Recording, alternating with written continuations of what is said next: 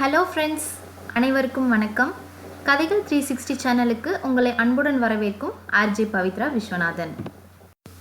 நாம் இன்னைக்கு கேட்கக்கூடிய கதை எழுத்தாளர் சுவாதிகா கணேசன் அவர்களுடைய என்னவளின் காதல் புனிதமானது. பல அத்தியாயங்களை கொண்ட இந்த தொடர்கதை சில பாகங்களாக வெளியிடப்படும். பாகம் 1, அத்தியாயம் 1. நள்ளிரவு மணி 2 தொட்டு இருந்தது. அந்த பெரிய மல்டி ஸ்பெஷாலிட்டி மருத்துவமனையின் அவசர சிகிச்சை பிரிவின் வெளியே அமர்ந்திருந்தனர் வசந்தியும் அவர் மகள் இந்துமதியும். கனத்த கவலை தோய்ந்த முகங்களுடன் அமர்ந்திருந்தனர். அதிலும் ஒரு படி மேலே போய் வசந்தி அழுது கண்கள் வீங்கி போய் இருந்தது. இந்துவும் லேசான விசும்பலுடன் கண்ணை கசக்கி கொண்டுதான் இருந்தாள். பரசுராம் வசந்தி தம்பதிக்கு இந்துமதி ஒரே பெண். பரசுராம் சொந்தமாக தொழிற்சாலை ஒன்று நடத்தி வருகிறார். சற்று வசதியான குடும்பம்தான். இந்துமதி இளங்கலை படித்து முடித்துவிட்டு உடை அலங்காரம் தொடர்பாக படிக்க வேண்டும் என ஆசைப்பட்டாள். ஆனால் பரசுராம் உடல்நிலை அடிக்கடி மோசமானதால் அவளது கனவு படிப்பை விடுத்து அப்பாவுடன் சேர்ந்து தொழிற்சாலைக்கு செல்ல ஆரம்பித்தாள். இப்போது 1 வருடமாக முழு கம்பெனியும் இந்து பொறுப்பில்தான் இருக்கிறது. இந்நிலையில் இரவு 1 மணி அளவில் பரசுராமுக்கு திடீரென்று மீண்டும் உடல்நிலை சரியில்லை. இந்துமதி நன்றாக கார் ஓட்டுவாள் என்பதனால் பரசுராமை வாயிற்காவலாளி உதவியுடன் மருத்துவமனைக்கு அழைத்து வந்துவிட்டாள். பரிசோதனை அறைக்குள் சென்ற மருத்துவர் இன்னும் வெளிவரவில்லை. பரசுராமுக்கு ஏற்கனவே உடல்நிலை மோசமாக தான் இருந்தது. எனவே இருவருமே கொஞ்சம் பயந்து போய்தான் இருந்தனர். இந்த முறை பரசுராம் பிழைப்பார் என்ற நம்பிக்கை இந்துவுக்கு இல்லை. அதை நினைத்தாலே சற்று நடுக்கமாக தான் இருந்தது. ஆனால் தன் பயத்தை வெளிக்காட்டி தாயை கலவரப்படுத்த அவள் தயாராக இல்லை. வசந்தி வெளியுலகம் தெரியாதவர். பரசுராம் அவரை அப்படியே பார்த்து கொண்டார். ஆனால் இந்துவுக்கு தேவையான அளவு சுதந்திரம் கொடுத்து தைரியமான பெண்ணாக தான் வளர்த்தார். மருத்துவர் வெளியே வந்தார். அவர் முகமே சொன்னது தந்தையின் உடல்நிலையை. இருவரும் தோய்ந்து போய் எழுந்து நின்றனர். டாக்டர், அப்பா. இந்து, இந்த முறை எந்த நம்பிக்கையும் உனக்கு என்னால் கொடுக்க முடியாது. உங்கள் அப்பா உன்கிட்ட ஏதோ பேசணும்னு ஆசைப்படுறார். ரொம்ப நேரம் அவரால் முடியாது. நீ போய் பேசு என்று சொல்லிவிட்டு டாக்டர் போய்விட்டார். வசந்தி உடைந்து அழுக ஆரம்பித்து விட்டார். அவரை சற்று தேற்றி அறைக்குள் அழைத்து சென்றாள் இந்துமதி. பரசுராம் கைகள் இந்துவை நோக்கி வா என்பது போல அசைந்தது. சொல்லுங்கப்பா, உங்களுக்கு ஒன்றும் ஆகாது, பயப்படாமல் இருங்க என்றாள். லேசாக தலையசைத்த அவர் ஏதோ பெயரை திரும்ப திரும்ப சொல்லிக்கொண்டே இருந்தார். அது இந்துவுக்கு புரியவில்லை. நீ தள்ளு, இந்த நான் கேட்குறேன். என்னங்க, சொல்லுங்க என காதை அவர் வாய் அருகில் வைத்தார் வசந்தி. அவர் சொன்ன பெயரை கேட்டு வசந்தியின் கண்களில் அதிர்ச்சி தெரிந்தது. அதற்கு மேலும் 2 வார்த்தைகள் பரசுராம் பேசினார். அம்மா, என்னன்னு சொல்லுங்க, ஏன் இப்படி அதிர்ச்சியாகி இருக்கீங்க? வா சொல்றேன் என இந்துவை வெளியே அழைத்து வந்தார் வசந்தி. அப்பா என்னம்மா சொன்னாங்க? வசந்தி அயர்ந்து போய் அப்படியே அமர்ந்து விட்டார். அம்மா, நமக்கு நேரம் இல்லை. டாக்டர் சொன்னதை கேட்டுதானே இருந்தீங்க. என்ன யாரையாவது பார்க்கணும்னு சொன்னாங்களா? ஆமாம், அவரோட பால்ய நண்பர் ரவியை பார்க்கணும்னு சொல்கிறாங்க. ரவியா? அப்படி ஒரு ஃப்ரெண்டு இருந்தாங்களா? அவங்கள பற்றி அப்பா எப்பவுமே சொன்னதில்லையே. அது பெரிய கதை இந்து, இப்போ பேசி முடியாது. சரிதான், அந்த அங்கிள் அட்ரஸ் சொல்லு, நான் போய் கூட்டிகிட்டு வரேன். அது கஷ்டம் இந்து, அவர் வரமாட்டார். அம்மா, மரணப்படுக்கையில் இருக்க நண்பனை கூட பார்க்க வரல அப்படின்னா அவர் என்ன ஒரு ஃப்ரெண்டு சொல்லு? அது இல்லை இந்து. அம்மா, உன் வாயிலிருந்து அட்ரஸ் தவிர வேறு எதுவும் வரக்கூடாது. இந்துவின் அந்த மிரட்டலில் ரவியின் வீட்டு முகவரியை சொல்லிவிட்டு நானும் உன் கூட வரேன் இந்து என்றார் வசந்தி. நீ இந்த நேரத்தில் தனியாக போக வேண்டாம். அம்மா, நான் ஒன்றும் சின்ன குழந்தை இல்லை. நம்ம அழுதாலும் இது அப்பாவோட கடைசி கட்டம். நீ அவர் கூட இருக்கணும். நான் ஒரு மணி நேரத்தில் வந்துடுவேன். ஏதாவது ஒன்றுனா எனக்கு கால் பண்ணு என்று சொல்லிவிட்டு மருத்துவமனையை விட்டு வெளியே வந்தபோது அந்த வருடத்திற்கான மொத்த மழையையும் இன்று ஒரு நாளில் தான் கொட்டி தீர்ப்பேன் என வருண பகவான் மழையை பொழிந்து கொண்டிருந்தார். ஒரு நிமிடம் இந்துவிற்குள் இந்த அர்த்தராத்திரி நேரத்தில் நடுஜாமத்தில் ஒருவர் வீட்டை போய் தட்ட முடியுமா? அப்பாவின் நண்பர் என்றால் அப்பாவின் வயதுதான் அவருக்கும் இருக்கும். அவரை எழுப்புவது சரியாக இருக்குமா என்று யோசித்தாள். ஆனால் அப்பாவின் கடைசி ஆசை தவிர்க்க முடியாது என்பதால் காரை எடுத்துக்கொண்டு கிளம்பிவிட்டாள். வசந்தி சொன்ன அட்ரஸ் கண்டுபிடிப்பது அவ்வளவு சிரமமாக இருக்கவில்லை. நல்ல பெரிய பங்களா வீடுதான். எப்போதும் காருக்குள் இருக்கும் குடையை எடுத்துக்கொண்டு கேட்டிற்குள் எட்டி பார்த்தாள். கார் சத்தம் கேட்டு காவலாளி வெளியே வந்தார். வடமாநிலத்தை சேர்ந்தவர் போல தெரிந்தது. அவரிடம் ரவியை பார்க்க வேண்டும், மிக அவசரம் என ஹிந்தியில் சொன்னாள். இந்த மழையில் வந்திருக்கிறாள் என்றால் ஏதோ அவசரம் என அவருக்கு புரிந்தது. இருங்க, கேட்டு சொல்றேன் என அவரது அறைக்குள் நுழைந்தார். 5 நிமிட நேரத்தில் திரும்பி வந்தவர், சாரி மேடம், நீங்கள் சொல்கிற பேரில் சாருக்கு யாரையும் தெரியாதுன்னு சொல்லிட்டாரு. உங்களை போக சொன்னாரு என இந்துவின் தலையில் இடியை இறக்கினார் காவலாளி. வசந்தி வேறு திரும்ப திரும்ப ஃபோனில் அழைத்து கொண்டே இருந்தார். இந்துவுக்கு பேச்சே வரவில்லை. அழுகைதான் வந்தது. இப்படியும் கூட மனிதர்கள் இருப்பார்களா என யோசித்தாள். அப்போது கார் ஹாரன் அடிக்கும் சத்தம் கேட்டது. மேடம் உங்கள் காரை எடுங்க, அப்போ தான் அந்த கார் பங்களா உள்ள போக முடியும் என்றார் காவலாளி. சரி என தான் ஓட்டி வந்த காரை எடுத்து பக்கவாட்டில் நிறுத்திவிட்டு இறங்கி வந்தாள். அந்த உயர் ரக கார் பங்களாவுள் நுழைந்து வீட்டு வாசலில் நின்றது. இந்து எட்டி உள்ளே பார்த்தாள். வந்திருப்பவர் யார் என தெரியாது. ஆனால் யாராக இருந்தாலும் ரவிக்கு சொந்தமாக தான் இருக்கும். அவர்களிடம் பேசி எப்படியாவது ரவியை அழைத்து செல்ல முடிவெடுத்து கொண்டாள். அப்போது காரிலிருந்து ஒரு உருவம் இறங்கியது. அத்தியாயம் 2. என்ன ஆனாலும் யார் கை காலில் விழுந்தாலும் ரவியை அழைத்து செல்ல வேண்டும் என முடிவெடுத்து கொண்டு நின்றாள் இந்து. காரிலிருந்து ஒரு உருவம் இறங்கி நின்றது. இருட்டாக இருந்ததால் ஆனா பெண்ணா என தெரியவில்லை. கையை ஆட்டி வாசலில் நின்று கொண்டிருந்த காவலாளியை அந்த உருவம் அழைத்தது. பின் 2 நிமிடத்தில் இந்துவிடம் வந்தார் காவலாளி. உங்களை உள்ள வர சொல்றாங்க, போங்க மேடம். இப்போ வந்தவங்க யாரு?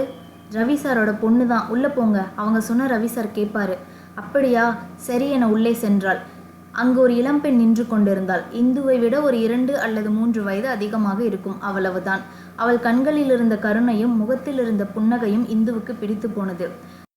ஹாய் இந்து, நான் வித்யா, நீங்கள் தேடி வந்த ரவி சாரோட பொண்ணு. ஹாய், சாரி இந்த நேரத்தில் வந்து தொந்தரவு தர்றதுக்கு, ஆனால் எனக்கு வேற வழி இல்லை. அதனால் என்ன, உள்ளே வந்து உட்காருங்க, நான் அப்பாவை கூட்டிகிட்டு வரேன். இல்லை அது, வாங்க இந்து ப்ளீஸ். அதற்கு மேல் மறுக்க முடியாததால் உள்ளே சென்று அமர்ந்தாள் இந்து. வெளியிலிருந்து பார்த்ததை விட உள்ளே வீடு பிரம்மாண்டமாக இருந்தது. வித்யா தண்ணீர் எடுத்து வந்து கொடுத்தாள். வெளியில் இருக்கும் மழை குளிருக்கு அந்த வெந்நீர் இதமாக இருந்தது. நான் அப்பாவை கூட்டிட்டு வரேன், அப்புறம் போகலாம் என்று சொல்லிவிட்டு அருகில் இருந்த ஒரு அறைக்குள் நுழைந்தாள். 10 நிமிடங்கள் கழித்து ரவியை அழைத்து வந்தாள் வித்யா. வாக்குவாதம் நடத்திதான் அவரை அழைத்து வந்துள்ளாள் என்பது இந்துவுக்கு புரிந்தது. வணக்கம் சார், இந்த நேரத்தில் உங்களை தொந்தரவு பண்ணுறதுக்கு என்னை மன்னிச்சிடுங்க. ஒரு மணி நேரத்தில் வந்துடலாம் என்றாள் இந்து. அவளை பார்த்து முகத்தை திருப்பிக் கொண்டார் ரவி. மனதிற்கு கஷ்டமாக இருந்தாலும் அப்பாவுக்காக சகித்து கொண்டாள் இந்து. விது, நீ காரை எடு, நான் உன் கூட வரேன் என்றார் ரவி. வாங்கப்பா. எந்த ஹாஸ்பிட்டல் இந்து? மருத்துவமனை பேரை சொல்லிவிட்டு போய் தன் காரை எடுத்தாள் இந்து. அவள் கார் பின்னால் வித்யாவின் கார் வந்து கொண்டிருந்தது. ரவியின் அலட்சியம் இந்துவுக்கு வேதனையாக இருந்தது. ஃப்ரெண்டுன்னு சொல்கிறாங்க, மரணப்படுக்கையில் இருக்கவரை பார்க்க வர இவ்வளவு யோசிக்கிறாங்க. அப்படி என்ன பிரச்சனை இருக்கும் இவங்க 2 பேருக்குள்ள என யோசித்து கொண்டிருக்கும் போதே மருத்துவமனை வந்துவிட்டது. எந்த ரூம் இந்து? ஐசியூவில் இருக்காங்க, ஃபர்ஸ்ட் ஃப்ளோர் வித்யா. வாங்கப்பா என வித்யா ரவியை அழைத்து கொண்டு வந்தாள். அரைவாசலில் நின்ற வசந்தி ரவியை பார்த்து திகைத்து போய்விட்டார். வரமாட்டார் என நினைத்து கொண்டிருந்தவர் கண் முன்னால் வந்ததால் ஏற்பட்ட திகைப்பு அது. ரவி அருகில் ஓடி வந்து, அண்ணே எப்படி இருக்கீங்க? பரசுன்னு கூடவே இருப்பீங்களே, இப்போ எப்படி இருக்காருன்னு போய் பாருங்க அண்ணே என்றார். ரவி வசந்தி தலை மீது கை வைத்துவிட்டு அறைக்குள் போய்விட்டார். உடன் செல்ல போன இந்துவை தடுத்து விட்டார் வசந்தி. அம்மா விடு, என்னையே நிறுத்தி வைக்கிற? அவங்க தனியாக பேசட்டும் இந்து, நீ எதுக்கு போற? அண்ணன் பேசிட்டு வரட்டும் என்றார். அப்போதுதான் இந்து அருகில் நின்ற வித்யாவை கவனித்தார் வசந்தி. நீ வந்து வித்யா தானே? ஆமா ஆண்டி. விதுக்குட்டி எப்படிடா இருக்க என வித்யாவின் கன்னத்தை தடவியபடி கேட்டார் வசந்தி. நல்லா இருக்கேன் ஆண்டி. எவ்வளவு பெருசாக வளர்ந்துட்ட. ஆமாம், உங்கள் அம்மா அண்ணன் எல்லாம் எப்படி இருக்காங்க? சாரி ஆண்டி, அம்மா 2 வருஷத்துக்கு முன்னாடி இறந்துட்டாங்க. எனது, இந்திராணி அக்கா இறந்துட்டாங்களா என அதிர்ச்சியில் அங்கிருந்த சேரில் தொப்பென அமர்ந்து விட்டார் வசந்தி. பெரும் குரல் எடுத்து அழ ஆரம்பித்து விட்டார். அம்மா ஏன் இப்படி சத்தம் போட்டு அழுதுட்டு இருக்க? இது ஹாஸ்பிட்டல், மறந்து போச்சா? ஆண்டி, இந்து சொல்றது சரிதான், அழாதீங்க ப்ளீஸ். செவிலியர் வந்து சொன்ன பின் தான் தன் அழுகையை மட்டுப்படுத்தினார் வசந்தி. வித்யா அவர் அருகில் அமர்ந்து கையை பிடித்து கொண்டாள். ஆண்டி, நீங்கள்லாம் யாருன்னு எனக்கு இங்கே வர்ற வரைக்கும் தெரியாது. ஆனால் அம்மா இறப்புக்கு நீங்கள் அழுகிறத பார்த்தா உங்களுக்கு அவங்க எவ்வளவு நெருக்கம்னு புரியுது. அவ்வளவு நெருக்கமான ஒருத்தவங்களோட இறப்பு கூட உங்களுக்கு தெரியல. என்ன நடந்துச்சு ஆண்டி? மரணப்படுக்கையில் கடைசி ஆசையாக உங்கள் கணவர் என் அப்பாவை பார்க்கணுன்னு நினைக்கிறாங்க. அப்படின்னா அவங்க அவ்வளவு ஒத்துமையாக இருந்திருப்பாங்க. அப்புறம் எப்படி இந்த பிரிவு வந்துச்சு? அது பெரிய கதை விதுக்குட்டி. இந்து கூட கேட்டா, ஆனால் அதை இப்போ சொல்லுற மனநிலையில் நான் இல்லை. இந்த உலகத்தில் இந்துவை தவிர உன் அம்மா மேலேயும் இந்துவோட அப்பா மேலேயும் தான் நான் ரொம்ப பாசம் வச்சுருந்தேன். ஆனால் அதில் ஒருத்தர் இல்லை. ஒருத்தருக்கு என்ன ஆக போகுதோன்னு தெரியல. என்னை நிறுத்தி வைத்திருந்த அழுகையை தொடர்ந்தார். அவரிடம் ஏதோ கேட்க போன இந்துவை தடுத்து விட்டாள் வித்யா. இப்போ எதுவும் பேச வேண்டாம் இந்து, முதல்ல உங்கள் அப்பாவை பார்க்கலாம். இவ்வளவு நேரமாகியும் உள்ளே சென்று ரவி வெளியே வரவில்லை. அரை கதவை பார்த்தபடி அமர்ந்திருந்தனர் இந்துவும் வித்யாவும். நீ என்ன பண்ணுற இந்து? படிப்பா இல்லை வேலையா?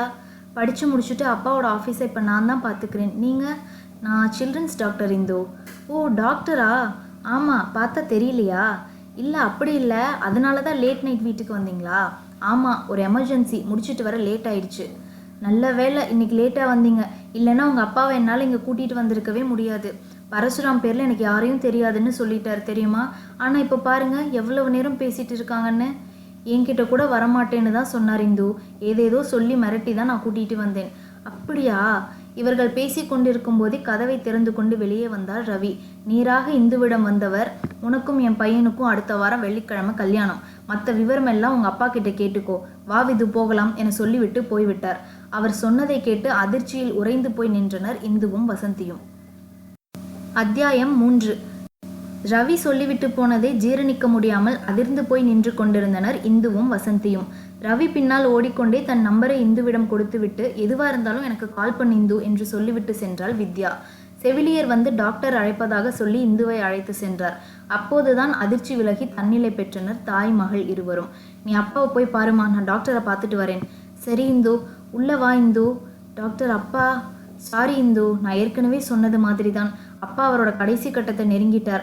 ஆனால் இவ்வளவு நாள் அவர் எதையோ நினச்சி மனசுக்குள்ளே வருத்தப்பட்டுட்டு இருந்திருக்கார் போல. இப்போ அவர் நண்பர் வந்துட்டு போன அப்புறம் அவர் முகம் பொலிவாக இருக்கு. அப்போ அப்பா பொழைச்சிக்குவாரா டாக்டர்? இல்லை இந்து, முகம் பிரகாசமாக இருந்து என்ன பண்ணுறது? உடல் ஒத்துழைக்கணும்ல. உன்னை இப்போ வர சொன்னதுக்கு காரணம் உங்கள் சொந்தக்காரங்க எல்லாருக்கும் தகவல் சொல்லிடு. அவர் உயிர் எப்போ வேணாலும் பிரியலாம். சரி டாக்டர் என கனத்த மனதுடன் பரசுராம் இருந்த அறைக்கு வந்தாள் இந்து. இது நாள் வரை அப்பா சொன்னதுக்கு மறுவார்த்தை பேசி பார்த்திராத வசந்தி கடைசி கட்டத்தில் இருக்கும் பரசுராமை போட்டு உலுக்கி கொண்டிருந்தார். ஏன் இப்படி பண்ணீங்க? நம்ம பொண்ணு மேல உங்களுக்கு என்ன அவ்வளவு கோபம்? அவனுக்கு போய் அவளை கல்யாணம் பண்ணி வைக்க சொல்லியிருக்கீங்க. அவளை கேட்கணும்னு உங்களுக்கு தோணலை, என்ன கேட்கணும்னு உங்களுக்கு தோணலைல்ல என காட்டுக்கத்தாக கத்தி கொண்டிருந்தார். அதை பார்த்து அதிர்ந்து போன இந்து, அம்மா என்னவா பண்ற? நீ அப்பா கிட்ட போய் இப்படி கத்துற? அதுவும் அவரோட கடைசி நிமிஷங்களை எண்ணிட்டு இருக்காரு. உனக்கு என்னம்மா ஆச்சு? புரியாம பேசாத இந்து. ரவி அண்ணா பையன் எப்படிப்பட்டவன் உனக்கு தெரியுமா? அம்மா அவன் எப்படி வேணாலும் இருந்துட்டு போகட்டும். அப்பாவோட கடைசி ஆசை அதுதான் அப்படின்னா அதை நிறைவேற்ற வேண்டியது என்னோட கடமை. அதை நான் பண்ணுவேன். அப்போது பரசுராம் இந்துவை நோக்கி கையசைத்தார். இப்போது அவர் பேசுவதுதான் அவரின் கடைசி வார்த்தைகளாக இருக்கும் என்பது இந்துவுக்கு புரிந்தது. சொல்லுங்கப்பா, நான் உனக்கு நல்லது தான் நினைப்பேன் இந்து. அவனை கல்யாணம் பண்ணிக்கோ, உன் வாழ்க்கை நல்லா இருக்கும். என் நண்பன் வீட்டுக்கு நீ மருமகளாக போகணும், அதுதான் என் ஆசை இந்து. கண்டிப்பாக நீங்கள் சொன்ன அவரை நான் கல்யாணம் பண்ணிக்கிறேன்ப்பா. கடினப்பட்டு தன் கையை எடுத்து இந்து தலை மீது வைத்தார் பரசுராம். சந்தோஷம் இந்து, நல்லாயிரு, அம்மாவை பார்த்துக்கோ என்று சொன்ன அடுத்த வினாடி அவர் உயிர் பிரிந்து விட்டது. அப்பா என அலறினாள் இந்து. வசந்தியும் ஓடி வந்து பார்த்துவிட்டு தலையில் அடித்து கொண்டு அழுக ஆரம்பித்து விட்டார். டாக்டர் வந்து பார்த்துவிட்டு பரசுராம் இறந்ததை உறுதி செய்தார். இந்துவுக்கு யாரை அழைப்பது என்றே முதலில் புரியவில்லை. பின் யோசித்து தெரிந்த சிலருக்கு சொன்னாள். அப்பாவுடன் பிறந்த தங்கை ஒருவர் இருக்கிறார். அவருடன் இவர்களுக்கு பேச்சுவார்த்தை இல்லை என்றாலும் இது சொல்ல வேண்டிய காரியம் என்பதனால் அவருக்கு சொன்னாள். காலை 5 மணிக்கு பரசுவை வீட்டுக்கு கொண்டு வந்தனர்.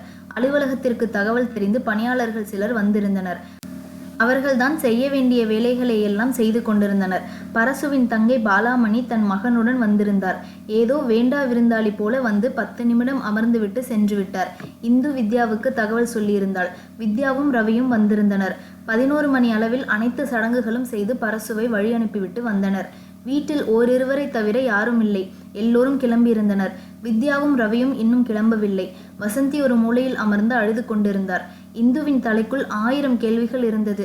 ஆனால் கேட்பதற்கு தெம்பு இல்லை. நேராக ரவியிடம் வந்தாள். அவள் நிற்பது தெரிந்தும் ரவி அவளை நிமிர்ந்து கூட பார்க்கவில்லை. அப்பா, இந்து வந்து நிற்கிறது உங்களுக்கு தெரியுது தானே, பேசுங்க என்றாள் வித்யா. பரவாயில்ல வித்யா, அவங்க இப்போ பேச வேண்டாம். ஆனால் எனக்கு கேட்குறதுக்கு நிறைய கேள்வி இருக்கு. இப்போ கேட்க எனக்கு தெம்பில்லை. அதனால் அதையெல்லாம் அப்புறம் பேசிக்கலாம். எனக்கு ஒரே ஒரு உதவி மட்டும் பண்ண சொல்லுங்க. அடுத்த வெள்ளிக்கிழமை என்னால் கல்யாணம் பண்ணிக்க முடியாது. அதுக்கான மனநிலை இப்போ எனக்கு இல்லை. எனக்கு கொஞ்ச நாள் டைம் வேணும். இந்து அதை சொன்ன அடுத்த வினாடி அவளை பார்த்து வேகமாக எழுந்தார் ரவி. நான் சொன்னது தான். உன் கல்யாணம் அடுத்த வாரம் நடக்கும். அதுக்கு உன் மனசை தயார்படுத்திக்கோ. நாளைக்கு வீட்டுக்கு வா, உன் சந்தேகத்துக்கெல்லாம் பதில் சொல்றேன். வா வித்யா போகலாம் என இந்துவின் பதிலுக்கு கூட காத்திருக்காமல் கிளம்பி விட்டார் ரவி. அத்தியாயம் 4. நாளைக்கு வீட்டுக்கு வா, உன் சந்தேகம் எல்லாம் பதில் சொல்றேன். வா வித்யா போகலாம் என இந்துவின் பதிலுக்கு கூட காத்திருக்காமல் கிளம்பி விட்டார் ரவி. அவர் போவதையே பார்த்து கொண்டு திகைத்து போய் நின்றாள் இந்து. நேற்று இரவிலிருந்து தன் வாழ்க்கையை மொத்தமாக மாறிப்போனதாக உணர்ந்தாள். அடுத்த வெள்ளிக்கிழமை சரியாக இன்னும் 5 நாட்களே இருந்தது. கல்யாணம் முடிவாகிவிட்டது. ஆனால் யாருடன் கல்யாணம், அவன் பெயர் என்ன என்பது கூட தெரியவில்லை. மற்ற இளம் பெண்களுக்கு இருப்பது போல அவளுக்கும் கல்யாணம் பற்றிய கனவுகள் இருக்குதான்.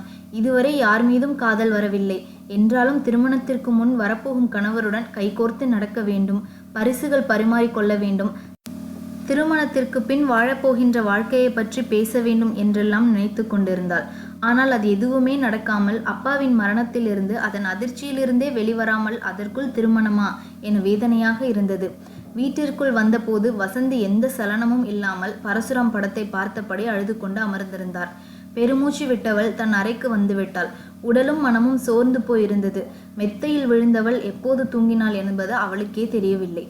விடிந்து எழுந்து பார்த்தபோது மணி 10 தாண்டி இருந்தது. அடித்து பிடித்து எழுந்தவள் அவசர அவசரமாக தயாராகி கீழே வந்தாள். நேற்று வர முடியாதவர்கள் சிலர் வந்து வசந்தியிடம் துக்கம் விசாரித்து கொண்டிருந்தனர். அம்மா, ஆஃபீஸ் போயிட்டு வரேன், நேரமாச்சு.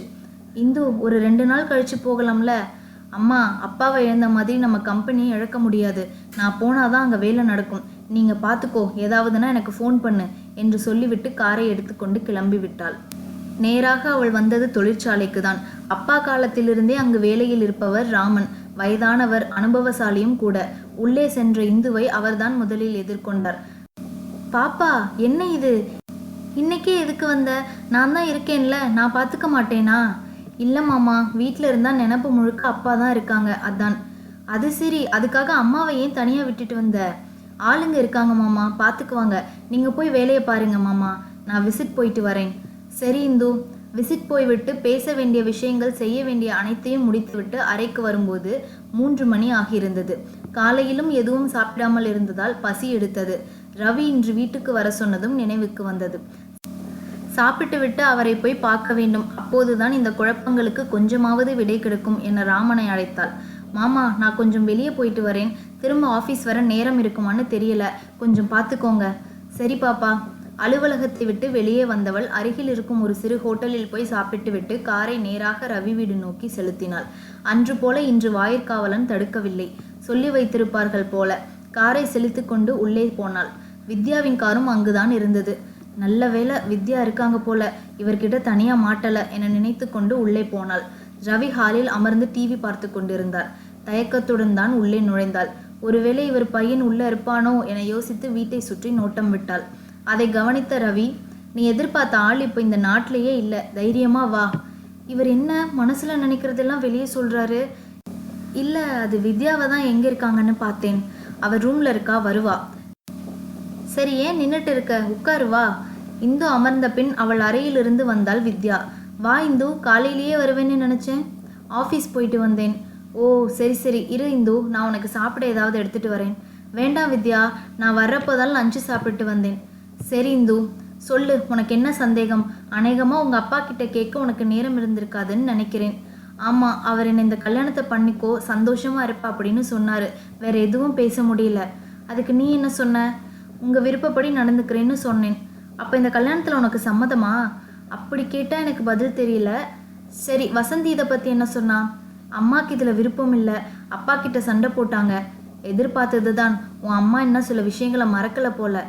எனக்கு கொஞ்சம் தெளிவாக சொல்ல முடியுமா? அதுக்கு முன்னாடி என்கிட்ட இந்த கல்யாணத்தில் சம்மதமானு கேட்டீங்க. உங்கள் பையன்கிட்ட, சாரி அவர் பேர் எனக்கு தெரியல, அவர்கிட்ட கேட்டீங்களா? ரவி மெலிதாக சிரித்து கொண்டார். இல்லை இந்து, அண்ணா கிட்ட நாங்கள் பேச முடியாது. நாங்கள் கால் பண்ணாலும் அவர் எடுக்க மாட்டார். ஏதாவது தேவை இருந்தால் அவர் அசிஸ்டன்ட் ஃபோன் பண்ணி சொல்லுவார். அண்ணா எங்ககிட்ட எல்லாம் பேசி 15 வருஷம் இருக்கும் என்றாள் வித்யா. அவள் சொன்ன பதிலில் ஆடி போய்விட்டாள் இந்து. அத்தியாயம் 5. அண்ணா கிட்ட நாங்கள் பேச முடியாது. நாங்கள் கால் பண்ணாலும் அவர் எடுக்க மாட்டார். ஏதாவது தேவை இருந்தால் அவர் அசிஸ்டன்ட் ஃபோன் பண்ணி சொல்லுவார். அண்ணா எங்ககிட்ட எல்லாம் பேசி 15 வருஷம் இருக்கும் என்றாள் வித்யா. அவள் சொன்ன பதிலில் ஆடி போய்விட்டாள் இந்து. என்ன சொல்கிற வித்யா, எனக்கு புரியல. வித்யா, நீ கொஞ்ச நேரம் அமைதியாயிரு, நான் பேசிக்கிறேன். இங்கே பார் இந்து, உனக்கு முதல்ல இருந்து நான் தெளிவாக சொல்கிறேன், அப்போ உனக்கு புரியும் என தங்களது கதையை ஆரம்பித்தார் ரவி. நானும் உன் அப்பாவும் எங்களோட சின்ன வயசுலேருந்து பக்கத்து வீடு, ஸ்கூல் வரைக்கும் ஒன்றா தான் படித்தோம். அந்த காலத்தில் எங்களுக்கு எங்கள் 2 பேரோட நட்பு தான் பெரிய சந்தோஷம். எனக்கு அவன், அவனுக்கு நான், ஒருத்தர் விட்டு கொடுக்க மாட்டோம். பரசுக்கு என் மேலே ரொம்ப பாசம்.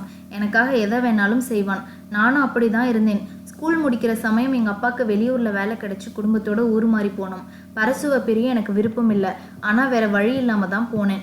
கொஞ்சம் வருஷம் அப்படியே வாழ்க்கை ஓடிடுச்சு.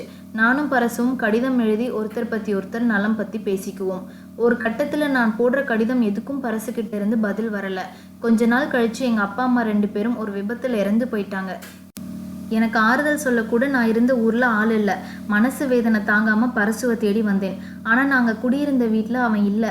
அவங்க அப்பா வேலை பார்த்த கம்பெனிக்கு போய் விசாரித்து அவங்க வீடு தேடி போனேன். அப்போ அவன் நிலைமையும் சரியில்லை. அவன் அம்மா இறந்து போனதுக்கு அப்புறம் தான் அவனும் வீடு மாறி வந்திருக்கான்.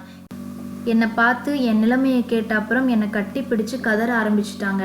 அப்புறம் நானும் அவங்க கூட தான் இருந்தேன். அப்போ பரசு கொஞ்சம் பணம் வச்சுருந்தான். அதை வச்சு தான் நீ இப்போ நடத்துகிற கம்பெனியை நாங்கள் ஆரம்பித்தோம். பசி தூக்கம் எல்லாத்தையும் மறந்து உழைக்க ஆரம்பித்தோம். நாங்கள் எதிர்பார்த்ததை விட நல்ல வருமானம் வந்துச்சு. எனக்கு பரசு தங்கச்சி பாலாமணி மேலே ஒரு விருப்பம் இருந்துச்சு. அதை அவன்கிட்ட சொன்னேன். அவனும் அவன் தங்கச்சி கிட்ட பேசினான். ஆனால் எந்த பிடிப்பும் இல்லாத என்ன கல்யாணம் பண்ணிக்க அவளுக்கு விருப்பம் இல்லைன்னு சொல்லிட்டா. அதுக்கப்புறம் எனக்கு அந்த வீட்டில் இருக்க விருப்பம் இல்லை. தனியாக வீடு பார்த்து வந்துட்டேன். அப்புறம் பரசு வீட்டு விஷயங்கள் பற்றி நான் எதுவும் கண்டுக்கலை. கம்பெனிக்கு மட்டும் போயிட்டு வந்துட்டு இருந்தேன். பரசு தங்கச்சிக்கு அவன் சொந்தத்தில் கொஞ்சம் வசதியான வீட்டில் கல்யாணம் பண்ணி அனுப்பினான். உன் அம்மா வசந்தி எங்கள் கம்பெனிக்கு வேலைக்கு வந்த பொண்ணு தான். பரசு விரும்பி கல்யாணம் பண்ணிக்கிட்டான். வசந்தியோட தோழி தான் வித்யா அம்மா இந்திராணி. பார்த்த உடனே அவளுக்கு என்ன பிடிச்சிருந்துச்சு. எனக்கும் தான். 2 மாத வித்தியாசத்தில் எங்கள் கல்யாணம் நடந்துச்சு. கல்யாணம் பண்ண 1 வருஷத்தில் எங்கள் பையன் பிறந்தான். அதுக்கப்புறம் 3 வருஷம் கழிச்சு வித்யா பிறந்தா. அது வரைக்கும் பரசுக்கு குழந்தை இல்லை. அவனும் நிறைய வைத்தியம் கோவிலெல்லாம் போய் பார்த்து சோர்ந்து போய் இருந்தான். அந்த வருஷம் தீபாவளி அன்னைக்கு நாங்கள் குடும்பமாக பரசு வீட்டுக்கு போயிருந்தோம். சாப்பிட்டு பேசிகிட்டு இருக்கும்போது என் பையன் என்ன நினச்சான்னு தெரியல. திடீர்னு உங்கள் அம்மா கிட்ட போய் எங்கள் வீட்டில் வித்யா இருக்க மாதிரி உங்கள் வீட்டுக்கும் சீக்கிரம் ஒரு பாப்பா வரப்போகுதுன்னு சொன்னான். அதை கேட்டு வசந்திக்கும் பரசுவுக்கும் அவ்வளோ சந்தோஷம். அவன் சொன்ன மாதிரியே அடுத்த 10வது மாதத்தில் நீ பிறந்துட்ட. ஒரு நிமிஷம் இருங்க, எங்கள் அப்பா ஏன் சம்மந்தம் இல்லாமல் உங்கள் பையனை என்னை கல்யாணம் பண்ணிக்க சொன்னாருன்னு தானே கேட்டேன். அதுக்கும் இப்போ நீங்கள் சொன்ன கதைக்கும் என்ன சம்மந்தம் சொல்லுங்க என்றாள் இந்து. நான் கதையாக சொன்னேன். சரி, அப்படியே இருக்கட்டும். அந்த கதையை நீ சரியாக கவனிச்சிருந்தா நீ கேட்ட கேள்விக்கு பதில் உனக்கே இந்நேரம் தெரிஞ்சிருக்கும். அப்படியா? சாரி, எனக்கு தெரியல. நீங்களே சொல்லுங்க. அத்தியாயம் 6. நீங்கள் சொன்னதெல்லாம் எனக்கு புரியுது. ஆனால் இதுக்கும் என் கல்யாணத்துக்கும் என்ன சம்மந்தம் இருக்குது? அதுதான் புரியல. சொல்கிறேன். நீ பிறந்த அன்னைக்கும் உன்னை பார்க்க ஹாஸ்பிட்டல் போயிருந்தோம். அப்போ உன் அப்பா என்கிட்ட வந்து உன் பையன் கடவுள் மாதிரி தீபாவளி அன்னைக்கு சொன்னான் எனக்கு குழந்தை பிறக்கும் அப்படின்னு. அதே மாதிரி எனக்கு பொண்ணு பிறந்துட்டா. அதனால உன் பையன் தான் என் வீட்டு மருமகனாக வரணும்னு சொன்னார். டேய், அது குழந்தைடா, வளரட்டும் அப்புறம் பார்க்கலான்னு சொன்னதுக்கு, இல்லை ரவி, அவள் பிறக்கிறதுக்கு முன்னாடியே அவளை பற்றி சரியாக கணிச்சவன் அவனால் தான் என் பொண்ணை சந்தோஷமாக பார்த்துக்க முடியும். ஒருவேளை நான் உயிரோடு இல்லைனா கூட நீ உன் பையனுக்கு தான் என் பொண்ணை கல்யாணம் பண்ணி கொடுக்கணும் அப்படின்னு சொல்லிட்டான்.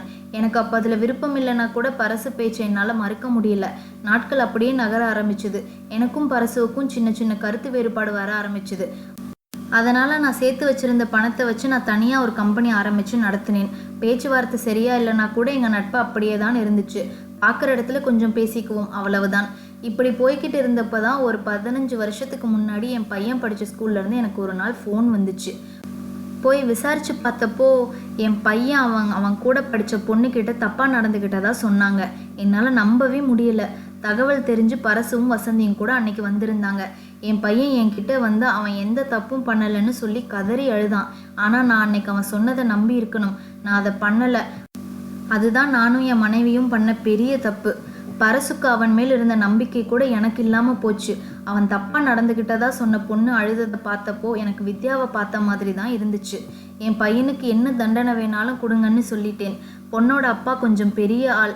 அதனால் 7 நாட்களுக்கு அவனை சிறுவர் சீர்திருத்த பள்ளியில் போட்டாங்க. அது போக அவனை அந்த ஸ்கூல்ல இருந்தும் நீக்கிட்டாங்க. 1 வாரம் சிறுவர் பள்ளியில் இருந்துட்டு வந்த என் பையன் எங்கள் யார் கூடவும் பேசலை. இந்திராணி, பரசு, இவ்வளவு ஏன் வித்யா கூடவே அவன் பேசலை. அறைக்குள்ளே அடைஞ்சு போய் கிடந்தான். இப்படியே இருந்தால் நிலைமை மோசமாக போயிடும்னு நினச்சி கனடாவில் இருக்க என் ஃப்ரெண்டு வீட்டுக்கு அனுப்பி படிக்க வச்சேன். அங்கே அவன் படிப்பை தொடர்ந்தான். நீங்கள் பண்ணது பெரிய தப்பு.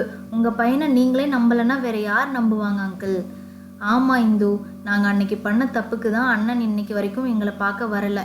அம்மா இறந்தப்போ கூட நேராக இடுகாட்டுக்கு வந்துட்டு செய்ய வேண்டிய சடங்குகளை பண்ணிட்டு அப்படியே போயிட்டாங்க. ரவி கலங்கிய கண்களை துடைத்து கொண்டார். அங்கேயே படித்து இப்போ பெரிய அளவில் அந்த உலகம் முழுக்க பிஸ்னஸ் பண்ணிட்டு இருக்கான். அவனுக்கு தகவல் சொல்லணும்னா கூட அவன் பிஏ கிட்ட தான் பேசணும். சரி, உங்களுக்கும் என் அப்பாவுக்கும் என்ன பிரச்சனை? பெருசாக ஒன்றும் இல்லை. தொழில் விஷயமாக கொஞ்சம் மனக்கசப்பு. வேண்டாத சிலர் பண்ண தப்புக்கு நாங்கள் 2 பேரும் பலியாகிட்டோம். அதனால் ஒரு 7-8 வருஷமாக சுத்தமாக பேச்சுவார்த்தை இல்லாமல் போச்சு. அதனால தான் நான் அன்னைக்கு நைட்டு வந்து உங்களை கூப்பிட்டப்ப கூட வரமாட்டேன்னு சொன்னீங்களா? இல்லை, நான் உங்கள் அப்பாவை பார்க்க வந்தா அவன் என் பையனை உனக்கு கல்யாணம் பண்ணி வைக்கிறத பற்றி தான் பேசுவான்னு எனக்கு தெரியும். நான் இருக்க சூழ்நிலையில் அது கண்டிப்பாக நடக்காது. இந்த உலகத்தை விட்டு போக போகிற ஜீவன்கிட்ட தேவையில்லாமல் வாக்கு கொடுக்க வேண்டான்னு நினச்சேன். ஆனால் அந்த நேரத்தில் வித்யாவை எதிர்பார்க்கல. அவள் வந்து பேசின அப்புறம் என்னால் மறுக்க முடியலை. நான் பயந்த மாதிரியே உன் அப்பா உன்னை என் வீட்டுக்கு மருமகளாக ஆக்கணும் அப்படின்னு என்கிட்ட சத்தியம் வாங்கிட்டான். இப்போ எனக்கு என்ன பண்ணுறதுனே தெரியல. பரசு சொன்னதை நான் பண்ணியே ஆகணும். அதுதான் நான் நட்புக்கு கொடுக்குற மரியாதை. அதனால தான் உன்னை கல்யாணத்துக்கு தயாராக சொன்னேன். உன்கிட்ட ஈஸியாக சொல்லிட்டேன். ஆனால் என் பையன்கிட்ட எப்படி பேசி வர வைக்கிறதுன்னு தெரியல. உன் அப்பா கிட்ட கொடுத்த வாக்குப்படி இன்னும் 5 நாளில் உனக்கும் என் பையனுக்கும் கல்யாணம் பண்ணி வைக்கணும். இப்போ நான் சொன்னதை வச்சு எனக்கும் என் பையனுக்கும் இருக்க பிரச்சனை, உறவு முறை எந்த நிலைமையில் இருக்குன்னு உனக்கே தெரிஞ்சிருக்கும். இதுக்கு தான் நான் அன்னைக்கு வரமாட்டேன்னு சொன்னேன். நானும் நேற்றுலேருந்து என் பையன்கிட்ட பேச முயற்சி பண்ணிட்டு இருக்கேன், முடியலை. இப்போ நான் என்ன பண்ணுறதுன்னு எனக்கே தெரியல. இந்துவுக்கு ரவியின் நிலைமை புரிந்தது. நீங்கள் மட்டும் இல்லை சார், நானும் அப்பா கிட்ட இந்த கல்யாணத்துக்கு சம்மதம் சொல்லியிருக்கேன். அதனால் எனக்கும் இந்த கல்யாணம் முக்கியம்தான். உங்கள் பையன் நம்பர் கொடுங்க, நான் வேணாலும் பேசி பார்க்குறேன். இந்து பேசினால் அவன் பேசுவானா? அவன் பெயர் தான் என்ன?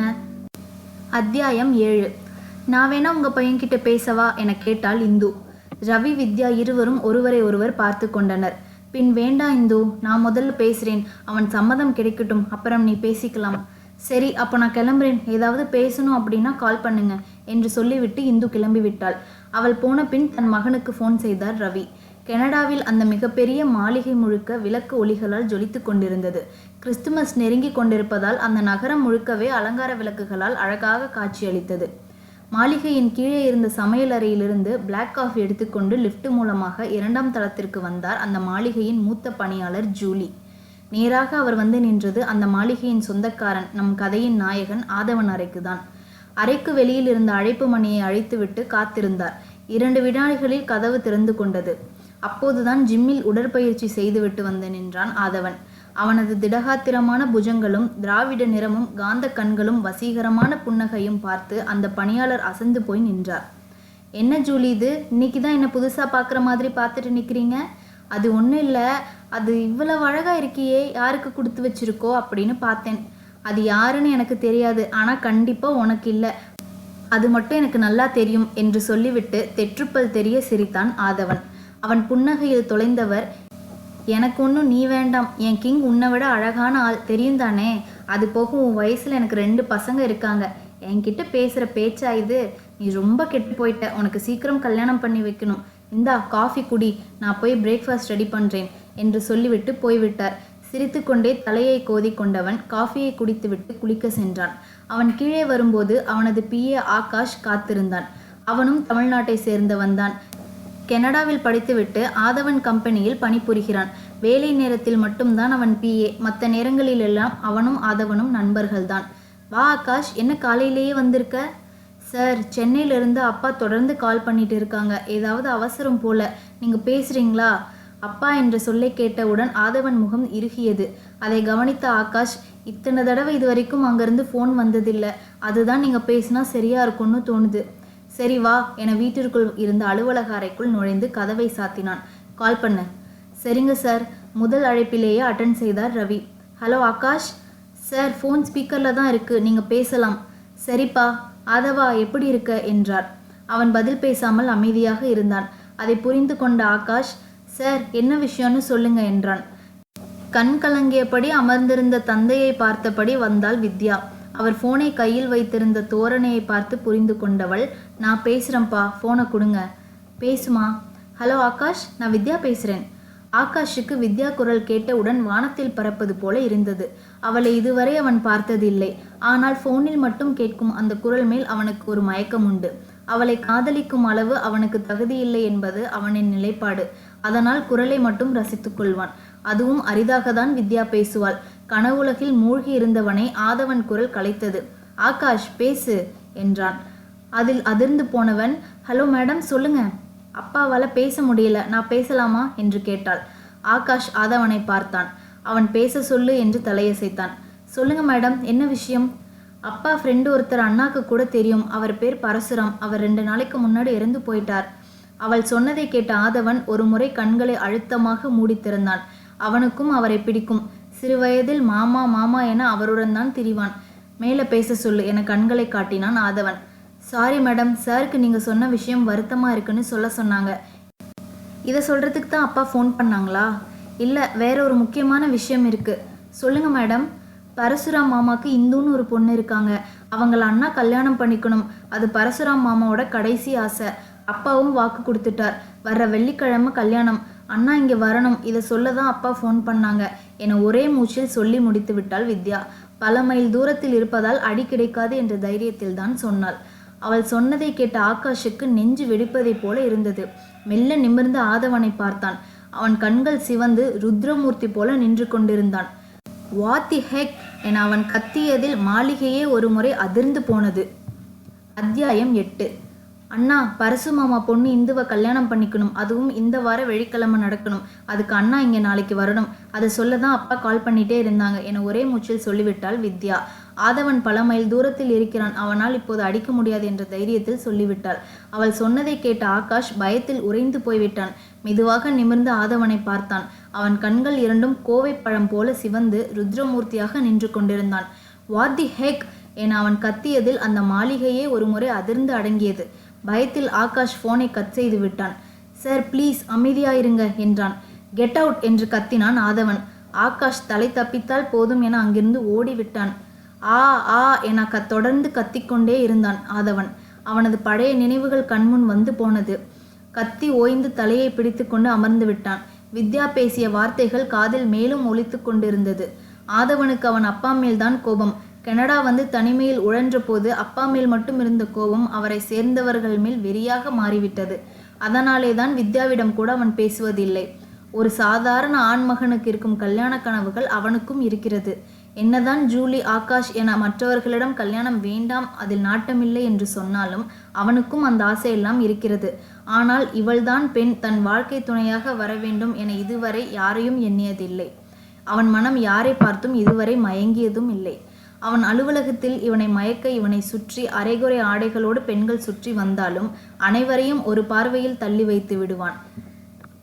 என்னதான் கனடாவில் வளர்ந்தாலும் ஒருத்திக்கு மட்டும்தான் இந்த உடலும் மனதும் என்பதில் தெளிவாக இருக்கிறான். ஆனால் அந்த ஒருத்தி கண்டிப்பாக அவன் அப்பா பார்க்கும் பெண்ணாக இருக்காது, இருக்கவும் கூடாது. பின் சற்று நேரம் யோசித்தான். ஆகாஷை அழைத்து சென்னையிலிருந்து வரும் அழைப்புகளை இனி ஏற்க வேண்டாம் என்று சொல்லிவிட்டான். அவன் மனம் இன்னும் தன்னிலை பெறவில்லை. அதனால் அலுவலகத்துக்கு செல்லாமல் தன் அறையிலேயே அடைந்து கொண்டான். மெத்தையில் கண்மூடி படுத்தவனுக்கு பரசுரம் கண்முன் நின்றார். அவர் கையை 10 வயது சிறுமி பிடித்து கொண்டு நின்றாள். என்ன முயற்சி செய்தும் அந்த காட்சிகளை மனக்கண் முன் இருந்து விளக்க முடியவில்லை. கனடாவில் நிலைமை இப்படி இருக்க சென்னையில் கவலையே உருவாக அமர்ந்திருந்தனர் ரவியும் வித்யாவும். இந்து வந்திருந்தாள். ஆதவனிடம் பேசியவைகளை அவளிடம் சொன்னாள் வித்யா. இந்துவுக்கு இப்போது லேசாக பயம் பிடித்து கொண்டது. பெற்ற தந்தை, உடன்பிற தங்கையிடம் கூட இப்படி பேசுபவன் தன்னிடம் எப்படி பேசுவான் என நினைத்து பார்க்கவே நடுக்கமாக இருந்தது. இப்போ என்ன பண்றது மாமா? இந்து முதல் முறையாக ரவியை மாமா என அழைக்கிறாள். அதுதான் உறவு முறை என்று ஆன பின் சார் என கூப்பிட மனம் வரவில்லை. மாமா என்று அழைத்த இந்துவை பரிவோடு பார்த்தார் ரவி. என்ன பண்றதுன்னு எனக்கும் தெரியல இந்து. அவன் ஒரு பாறை மாதிரி இறுகிட்டான். அப்பா, அம்மா, தங்கச்சி என எந்த சென்டிமெண்ட்டும் அவன்கிட்ட வேலைக்காகாது. எனக்கு தெரிஞ்சு நீ இங்கேருந்து ஃபோன் வந்தால் கூட அட்டன் பண்ண வேண்டாம்னு சொல்லியிருப்பான். அவனை காண்டாக்ட் பண்ணாமல் எப்படி கல்யாணம் பண்ண முடியும்? அவரின் சூழ்நிலை இந்துவுக்கு புரிந்தது. ஆனால் இறந்து போன அந்த ஜீவனிடம் வாக்கு கொடுக்கும்போது இவ்வளவு கடினமாக இருக்கும் என தெரியவில்லை. ஆதவன் பற்றி முன்னமே தெரிந்திருந்தால் அந்த இரவு கொட்டும் மழையில் ரவியை அழைக்க வராமல் இருந்திருப்பாள். ஏன் மாமா, வேற யாராவது சொன்ன அவர் கேட்பாரா? அந்த மாதிரி யாராவது இருக்காங்களா? இல்லைம்மா, அவன் சுயம்பு மாதிரி தன்னைத்தானே செதுக்கி வச்சிருக்கவன். யார் பேச்சுக்கும் அடிபணிய மாட்டான். ஏன் மாமா, இந்த கல்யாணத்தில் இவ்வளவு சிக்கல் இருக்குன்னு உங்களுக்கு தெரியும் தானே? அப்புறம் ஏன் வெள்ளிக்கிழமை கல்யாணம் முடிவு பண்ணீங்க? நான் எங்கம்மா முடிவு பண்ணேன்? உன் அப்பா தான் கல்யாணம் தள்ளி போனால் விட்டு போயிடும் அப்படின்னு பயந்து இப்படி சொல்லிட்டான். அப்படியா? ஆமாம், எனக்கு தான் என் பையனை பற்றி தெரியுமே. அவன் இன்னும் 10 இல்லை 15 வருஷம் ஆனால் கூட அவன் இதுக்கெல்லாம் சம்மதிக்க மாட்டான். அப்புறம் எப்படி 5 நாளில் சம்மதிப்பான் சொல்லு? சரிதான் மாமா, உங்களை சொல்லியும் தப்பு இல்லை. தப்பு பண்ண அப்பாவை இப்போ போய் கேட்க முடியாது. நல்லா மாட்டிக்கிட்டோன்னு மட்டும் தெரியுது என சொல்லிவிட்டு தலையில் கை வைத்து கொண்டாள். ரவியும் வித்யாவும் கூட அதே நிலைமையில்தான் இருந்தனர். அப்போது சரியாக ரவியின் ஃபோன் அடித்தது. அந்த அழைப்பு கனடாவிலிருந்து வந்திருந்தது. அத்தியாயம் 3. மூவரும் என்ன செய்வதென்று புரியாமல் தலையில் கை வைத்தபடி அமர்ந்திருந்தனர். ஏன் இந்து, வசந்தி இந்த கல்யாணத்துக்கு எதுவும் சொல்லலையா? நான் அன்னைக்கே சொன்னேன்ல மாமா, அம்மாவுக்கு இதில் விருப்பம் இல்லை. அம்மா இது வரைக்கும் அப்பாவை திட்டி நான் பார்த்ததில்ல. ஆனால் அவரோட கடைசி நிமிஷங்களில் அவர் இருக்காருன்னு தெரிஞ்சும் இந்த கல்யாணத்துக்கு ஏன் ஏற்பாடு பண்ணீங்க அப்படின்னு கேட்டு அப்பா கிட்ட சண்டை போட்டு இருந்தாங்க. அப்புறம் நான் போய் அப்பா கிட்ட அவர் ஆசைப்படி கண்டிப்பாக இந்த கல்யாணத்தை பண்ணிக்கிறேன்னு சொன்ன நிமிஷத்துலேருந்து அவங்க என்கிட்ட கூட சரியாக பேசுறதில்ல. அவங்களுக்கு இதில் கொஞ்சம் கூட விருப்பம் இல்லை. அவளும் என்ன மாதிரியே ஆதவனை தப்பாக தான் நினச்சிட்டு இருந்திருக்கா. எல்லாம் விதி, ஒன்றும் பண்ண முடியாது. மாமா, இங்கே நமக்கு கல்யாண மாப்பிள்ளை சம்மதமே இன்னும் கிடைக்கல. இதில் அம்மா விருப்பத்தை பற்றி யோசிக்க முடியாது, விடுங்க. இவர்கள் பேசி கொண்டிருக்கும் போதே ரவியின் ஃபோன் அடித்தது. கனடாவிலிருந்து ஆகாஷ் தான் அழைத்திருந்தான். வித்யா தான் ஃபோனை எடுத்து வந்தாள். அப்பா, ஆகாஷ் தான் கால் பண்ணுறார். அப்படியா? அட்டன் பண்ணி ஸ்பீக்கரில் போடு. சரிப்பா. ஹலோ ஆகாஷ். ஹலோ சார், ஆதவன் சார் இந்த கல்யாணத்துக்கு சம்மதம் சொல்லிட்டாரு. இன்னைக்கு நைட்டு நாங்கள் இங்கேருந்து கிளம்புறோம். அப்படியா? ரொம்ப சந்தோஷம் ஆகாஷ். அப்போ நான் இங்கே ஏற்பாடெல்லாம் பண்ணுறேன். சார், அதை பற்றி சொல்ல தான் முக்கியமாக ஃபோன் பண்ணேன். சொல்லுப்பா. கல்யாணம் கோவிலில் இல்லை, ரெஜிஸ்டர் ஆஃபீஸில் வச்சு தான் பண்ணணும்னு சொல்லிட்டார். அது வரைக்கும் ஹோட்டலில் தங்கிப்பார். அப்புறம் பொண்ணோட பாஸ்போர்ட் மற்ற தகவல்கள் எல்லாம் எனக்கு அனுப்பி வைங்க. விசா எடுக்கணும். விசாவா? ஆமாம் சார், கல்யாணம் முடிச்சு அடுத்த 1 ஹவரில் சார் அங்கேருந்து கிளம்பணும்னு சொல்லிட்டாரு. கல்யாணத்துக்கு மொத்தம் 5 பேர் தான் இருக்கணும், அவ்வளவுதான். என்ன ஆகாஷ் இது? யாரையும் கூப்பிடாம எப்படி கல்யாணம் பண்ண முடியும்? அது போக இது அவன் மட்டும் முடிவு பண்ணுற விஷயம் இல்லையே. பொண்ணுக்கு குடும்பம்னு ஒன்று இருக்குது. அவங்க விருப்பம் எதையும் கேட்க வேண்டாமா சொல்லு? அது சார், ஃபோன் ஸ்பீக்கரில் தான் இருக்குது. நீங்கள் பேசினதெல்லாம் சார் கேட்டுட்டு தான் இருக்கார். அவர் பதில் சொன்ன அப்புறம் நான் மறுபடியும் உங்களுக்கு கால் பண்ணுறேன் சார். ஹலோ ஆகாஷ். ஹலோ. புதிய குரல் கேட்டு ஆகாஷ் அருகில் வந்தான் ஆதவன். பேசி என்பதை போல கண்ணை காட்டினான். சொல்லுங்க மேடம். நான் இந்து, உங்கள் சார் கல்யாணம் பண்ணிக்க போகிற பொண்ணு நான் தான். அவர் போட்ட எல்லா கண்டிஷனுக்கும் நான் சம்மதம் சொல்கிறேன். கல்யாணத்துக்கு எங்கள் பக்கத்துலேருந்து நானும் என் அம்மாவும் மட்டும்தான் வருவோம். ஆனால் ஒரு சின்ன விஷயம், என் அம்மாவை அப்படியே விட்டுட்டு என்னால் உங்கள் சார் கூட கனடா கிளம்ப முடியாது. அவங்களுக்கு நான் ஒரே பொண்ணு தான் இருக்கேன். அது போக நான் ஒரு கம்பெனி ரன் பண்ணுறேன். அதெல்லாம் செட்டில் பண்ண எனக்கு ஒரு 10 டேஸ் தேவைப்படும். அதனால் கல்யாணம் முடித்து உங்கள் சார் முதல்ல கிளம்பட்டும். நான் 10 டேஸ் கழித்து வரேன். இதுக்கு மட்டும் அவர்கிட்ட பெர்மிஷன் கேட்டு சொல்லுங்கள். நான் வைக்கிறேன். சரிங்க மேடம். ஃபோனை வைத்து விட்டு ஆதவனை பார்த்தான் ஆகாஷ். சார், என்ன சொல்கிறது? யோசிச்சு சொல்கிறேன். சரி சார். என்ன இது அவன் சொன்னதுக்கெல்லாம் நீயும் சரின்னு சொல்கிற? வேற என்ன மாமா பண்ணுறது? அவர் சம்மதம் சொன்னதே பெரிய விஷயம். நீங்கள் உங்கள் நண்பருக்காகவும் நான் என் அப்பாக்காகவும் அவர் சொன்னதை செஞ்சு தான் ஆகணும். பார்க்கலாம் என்ன பதில் சொல்கிறாங்க அப்படின்னு. இருந்தாலும் இந்து, அம்மாவை அப்படியே விட்டுட்டு போக முடியுமா? ஒன்று பண்ணு, இங்கே கொண்டு வந்து விடு, நான் பார்த்துக்கிறேன். அவங்க வரமாட்டாங்க வித்யா. அப்பா வாழ்ந்த வீட்டை விட்டு அவங்க எங்கேயும் வரமாட்டாங்க. அவங்க வந்தாதான் ஆச்சா? நீ போய் பார்த்துக்க மாட்டியா? நான் பார்த்துக்கிறேன் இந்து. கம்பெனி என்னம்மா பண்ணுவ? இனிதான் யோசிக்கணும் மாமா. அங்கே இருந்துட்டு ரன் பண்ணணும். அப்பா என்னை நம்பி தான் கம்பெனியை விட்டுட்டு போனாங்க. நான் தான் பார்த்துக்கணும். இதோ ஆகாஷ் கால் வருது, நீயே பேசு இந்து. சரி மாமா. ஹலோ மேடம், ஆதவன் சார் உங்ககிட்ட பேசுவாங்க, கொடுக்குறேன், வெயிட் பண்ணுங்க என்றார் ஆகாஷ். அதை கேட்ட வித்யாவும் ரவியும் திகைத்து போய்விட்டனர்.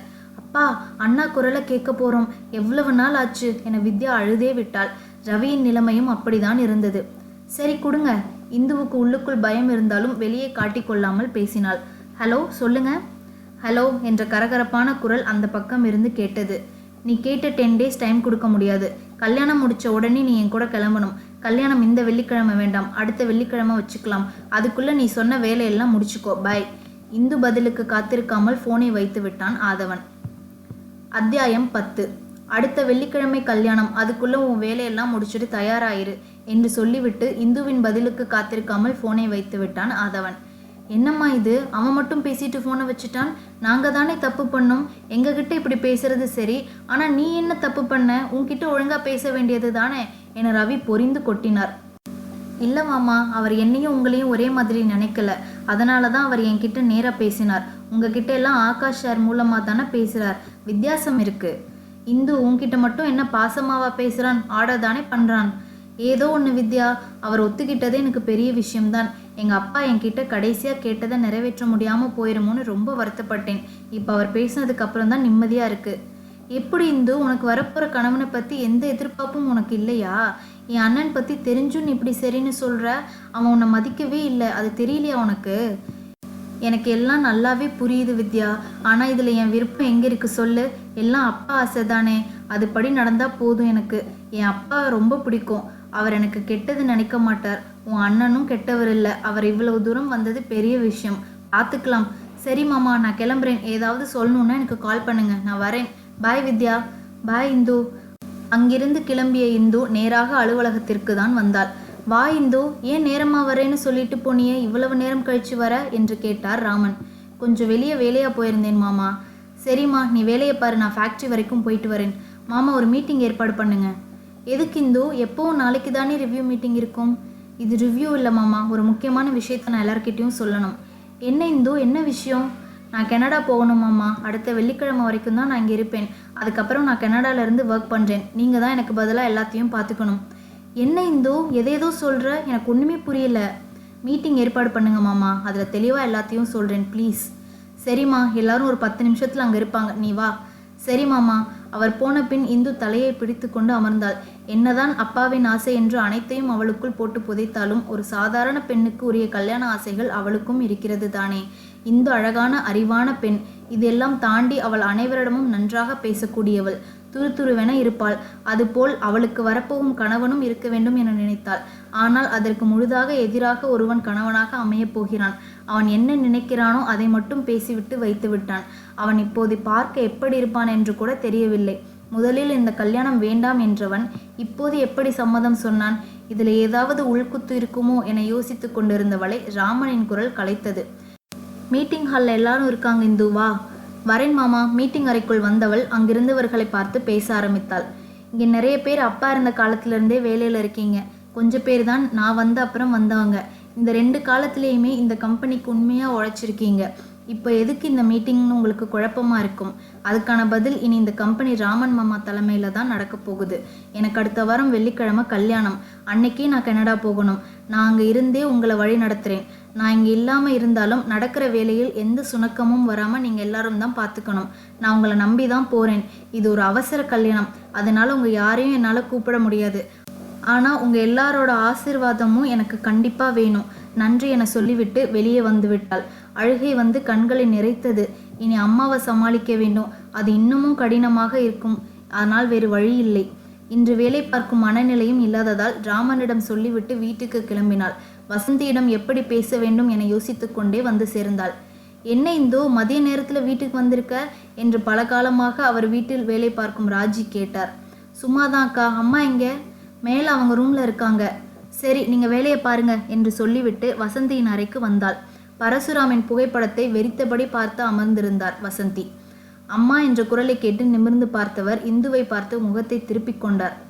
அவனை திருமணம் செய்து கொள்வேன் என்று சொன்னதுக்கே இந்த நிலைமை. முழு விவரமும் தெரிந்தால் என்ன ஆகுமோ? இத்துடன் இந்த பாகம் நிறைவடைந்தது. இந்த பாகத்தை பற்றிய விமர்சனங்களையும் கருத்துக்களையும் மறக்காமல் பதிவிடுங்கள். இந்த கதையின் அடுத்த பாகம் உங்களை விரைவில் வந்தடைய கதைகள் 360 சேனலை லைக் மற்றும் சப்ஸ்கிரைப் செய்யவும். நன்றி.